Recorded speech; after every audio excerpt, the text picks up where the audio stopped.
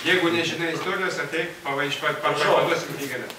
Norėjau paklausti, jūs esate žmonės žmogus atskusta galva, trumpais plaukais, sakykime, skusta striukė, džinsai, batai, nesakė. Du žmonės.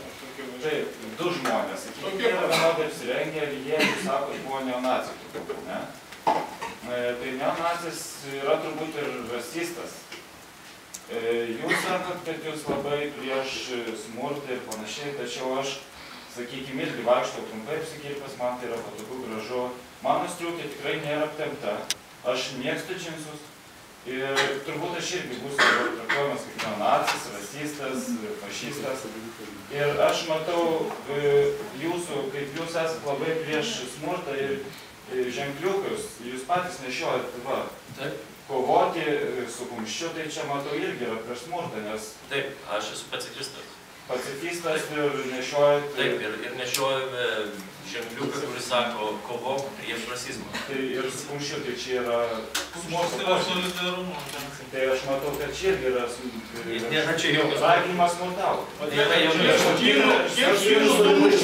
Kiek kinų sumušė naujosios kairės nariai, norėčiau paklausti, ir per visą Lietuvos istoriją, sakysime, paskutinių 9 metų, tai kiek kairieji aktyvistai kažko sumušė, kažkam grasino. Kiek lietuvių žudė kairieji, jūs geriau tai paklausite.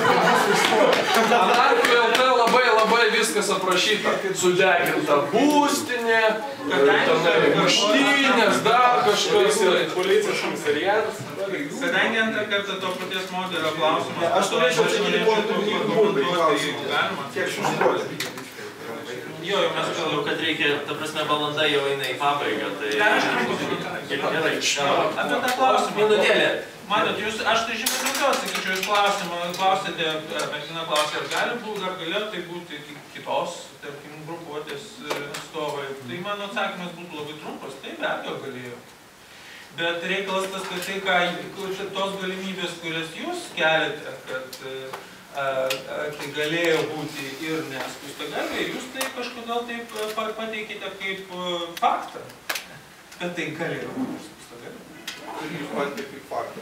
Ne, mes pateikėm kaip galimybę, o jūs kaip faktą. Mano trumpas komentaras į retorinį klausimą, kiek kairieji išžudė lietuvių.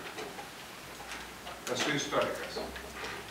Nagrinėjau visą 19 ir 20 amžių. Lietuvos istorija mano specializacija. Mano būtų jums klausimas, kiek dešinieji išžudė lietuvių. Nežinot šitų skaičių? Sunku pasakyti. Tai mano atsakymas labai paprastas. Ir kairiųjų, ir dešiniųjų radikalių stovyklų nusikaltimai žmoniškumui 20 amžiuje yra labai plačiai aprašyti.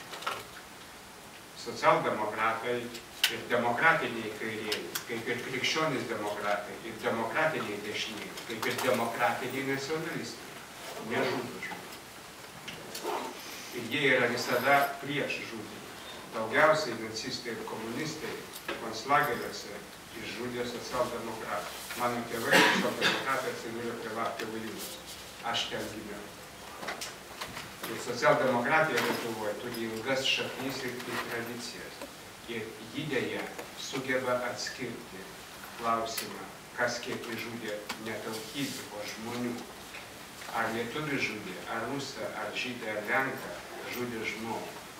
Ir čia slypi esmė demokratinė. Ne, jūs nesupratot klausimo esmės, jūs labai siaurai išsiūlė. Aš siūlau baigti šitą konferenciją ir išsiskirstyti taikiai ir gražiai. Ačiū.